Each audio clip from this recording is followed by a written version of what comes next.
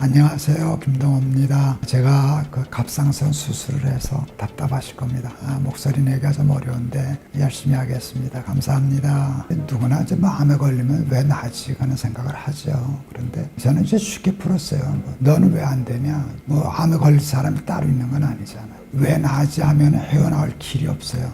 답을 모르니까. 그 다음부터는 왜라는 질문을 하지 말고 있는 상황은 받아들이고 이 상황 속에서 내가 어떻게 하는 게 최선일까?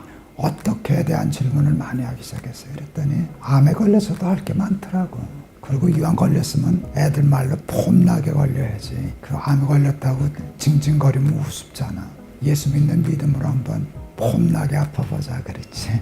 그러면서 날마다 기막힌 새벽 시작하게 됐고요. 또 혼자 아프지 말고 아픈 사람들하고 으쌰으쌰 하면서 같이 가자 하는 마음에서 날기새 CMP 시작했는데 생각지도 못한 큰 사역이 되었어요. 암 환자들이 너무 많아. 그런데 내가 암에 걸렸으니까 내 말을 잘 들어주더라. 동병상련이잖아요. 자기도 아팠는데 이렇게 얘기하니까 이렇게 잘 받아주셔서 아주 좋은 시간 갖고 있어요. 광야가 맞죠. 그 암은 광야라고 아무도 없잖아. 그런데 힘든 것도 많지만 유익한 것도 있어요. 쓸데없는 욕심이 없어지더라고. 암에 걸려서 죽을지 살지 모르는데 거짓말을 뭐하라 해. 쓸데없이 남 미워하는 말을 뭐하라 하겠어. 쓸데가 없잖아.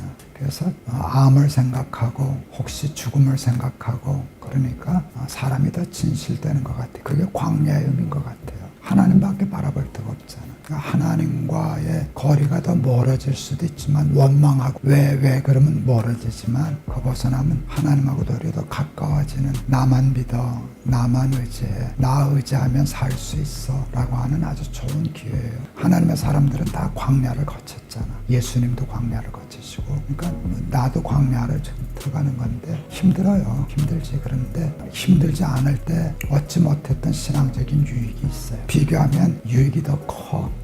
돈, 힘 있는 사람, 악인의 꾀 이런 게 큰 물주같이 보일 때가 많지. 저 사람 붙잡으면 저 길로 가면 나는 성공하겠다 볼 때가 있는데 아니야. 하나님이시죠. 제가 이제 높은 도숭이교회 개척할 때 굉장히 큰 부자 집사님, 권사님 내가 도와줬어요. 사람들이 오해하더라고. 내가 큰 물주를 잡았다고. 그래서 내가 얘기를 했지. 내가 큰 물주 잡은 게 아니라 조물주를 잡았다고. 같이 협력해서 일을 할 수 있지만 그분 하나님처럼 쫓아다니면 망해요. 출애굽기의 제일 큰 교훈. 하나님보다 더 의지하면, 하나님보다 더 사랑하면 그것의 종이 된다는 거예요. 요셉 때에 애굽에 갔잖아요. 그러니까 이스라엘 백성들 애굽에 가서 좋았어. 요셉의 식구잖아요. 그 다음에 가장 큰 권세를 가지고 있는 사람의 가족. 고센 땅은 인간적으로 가나안 땅보다 좋았잖아요. 그러니까 돌아가기 싫었어. 가나안으로 가야 되는데 흉년 끝나면 안 가고 있었더니 결국은 고센 땅, 애굽 땅의 종되었잖아요. 이게 출애굽기에 굉장히 중요한 교훈이에요. 그러니까 이제 그런 것들을 설교하고 공부했던 것이 도움이 되니까 내가 조물주 붙잡고 살지 큰 물주 붙잡고 사냐.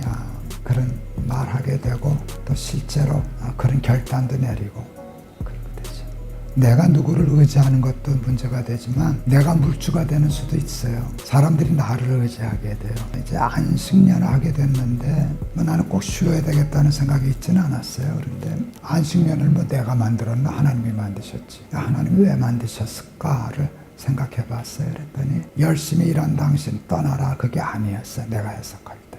너 없어도 돼로 풀었어요. 내가 열심히 하니까 교회가 목사 중심이 돼. 목사가 없으면 안 되는 것처럼. 내가 설교하면 교인들이 많이 오고 내가 설교 안 하는 주일은 교인들 교회 안 오고 그런 일들이 동안교회 때도 있었고 이제 높은 도숭이교회도 마찬가지지. 여기는 내가 개척한 교회니까 나에 대한 의존도나 집중도가 더 강했던 교회예요. 내가 설교 안 하는 주일은 400명에서 800명 정도 안 와. 근데 그러면 교회가 나빠지는 거예요. 내가 있을 땐 되겠지만 나 은퇴하고 죽으면 교회 무너지지 않겠어. 그래서 이제 안식년 갔지. 내가 안식년 갔을 때 교인이 1000명 줄었어요. 첫 주일날. 교회 난리 났더랬어. 빨리 들어오라고. 교회 다 무너진다고. 내가 그래서 다 무너져도 안 들어간다. 무너질 교회는 무너지라고 그러라고. 내가 들어가야만 안 무너지는 교회 그건 김동호 교회지 하나님 교회 아니지 않냐.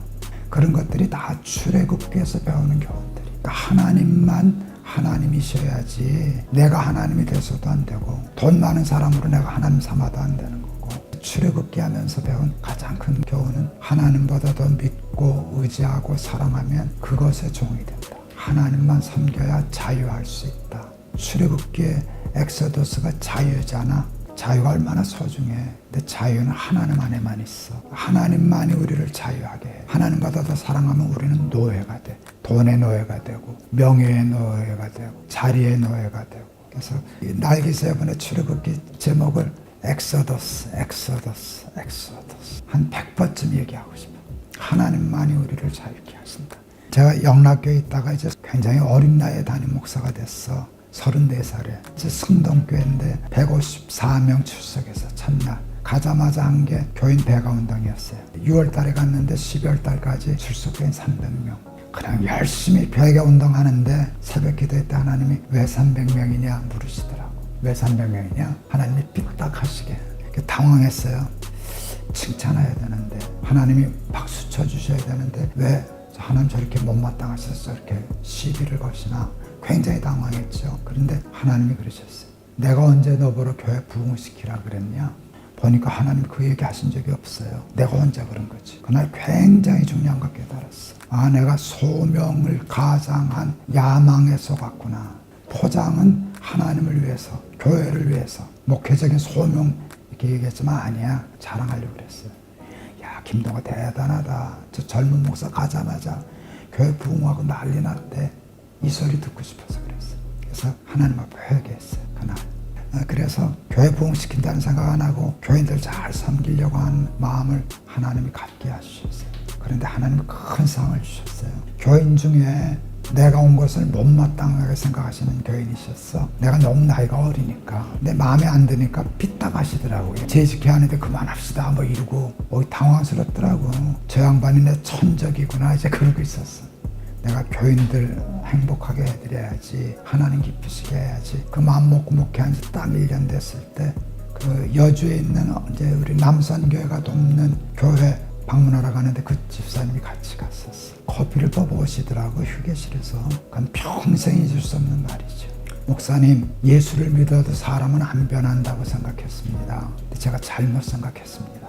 사람이 변합디다. 아무개도 변했고요. 우리 교인들 아무개 집사도 변했고요. 근데 중요한 게 뭔지 아세요? 뭔데요? 그랬더니 내가 변했어요. 그러고 보니까 그분이 변했더라고요. 그게 참 감사했죠. 하나님의 말씀을 전했는데 그 말씀을 듣고 사람이 변했다. 이게 교인 배가 한 거하고 비교할 수 없는 거잖아. 근데 그 후에도 자꾸 속아요. 소명이라고 그랬는데 나중에 보면 야망이야. 그건 지금까지도 끝나지 않은 싸움이에요. 그래서 내 죽을 때까지 아마 씨름해야 될 것 같아요. 네, 저희 부모님 참 가난하셨는데 집을 하나 받았어요. 근데 그걸 팔아서 이제 용인에 땅을 사뒀었는데 나한테는 큰 돈이 되더라고.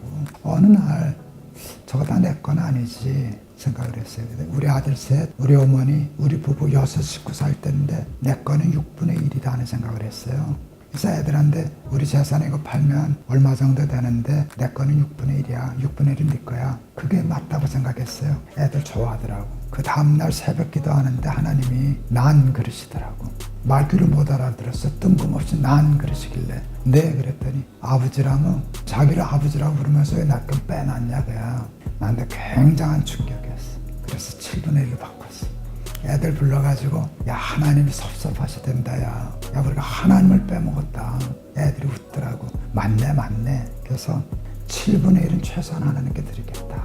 나도 7분의 1 갖고 7분의 애들 주고 일단 참 기쁘더라고. 그게 작은 액수는 아니에요. 재산의 7분의 1이니까. 근데 그게 아깝지도 않고 힘들지도 않더라고.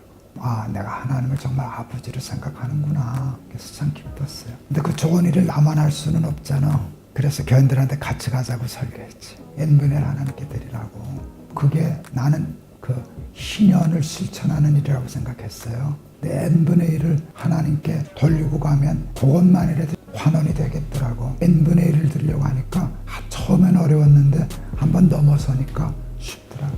나중에 보니까 없어도 살겠더라고.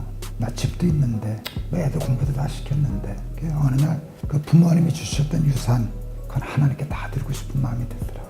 애들한테 야, 그거 다 드리면 어떠냐. 이제 그랬더니 애들이 다 감사하게도 동의를 해서 그거를 그래서 이제 PPL이라는 재단을 만들었죠. 거기서부터 출발한 거예요. 그래서 되게 다 양다리 걸쳐 사람이니까 야, 너 어떻게 교인이 양다리 걸치고 사냐? 에이, 자기도 걸치고 살면서 뭐 나는 안 걸치고 사나. 다 그런데 양다리 걸쳐서 괜찮으면 좋은데 이쪽에 걸친 만큼 자꾸 문제가 생기고 노예가 되고 자유를 잃어버리고 하나님의 은혜와 축복에서 멀어지고 그러니까 야, 이렇게 살면 안 되겠구나 그러면서 조금씩 가보는 거지. 그런데 살아보면 알아요. 예수님이 생명을 인도하는 문은 좁다 그랬잖아요. 좁지. 그래서 다 양다리 걸치는 거야. 저기는 쉬운데 여기는 어렵고 저기는 넓은데 여기는 좁고 그러니까 가보면 아는데 제가 생명을 인도하는 문은 좁다라는 말씀 내가 옆에 성경책에다 이렇게 써서 젊었을 때 네, 입구만 좁던데요. 예수님의 문은 입구는 좁아요. 근데 가보면 넓어져. 자꾸 넓어져. 사망으로 인도하는 문은 넓다. 입구만 넓어요. 가면 좁아져. 그건 덫이야, 덫. 올무라고. 덫은 처음에는 미끼도 있고 좋아 보이지. 근데 가면 다 걸리지 않아. 입구만 넓어요. 갈수록 좁아져요. 나중에 걸려요. 조금씩이라도 하나님 말씀 들으면 실험을 해봐야 돼. 그래야 양다리에서 이제 한 다리로 옮겨가지. 여호와의 선하심을 맛보아 알지어다. 말로 들어서 말로 안 돼.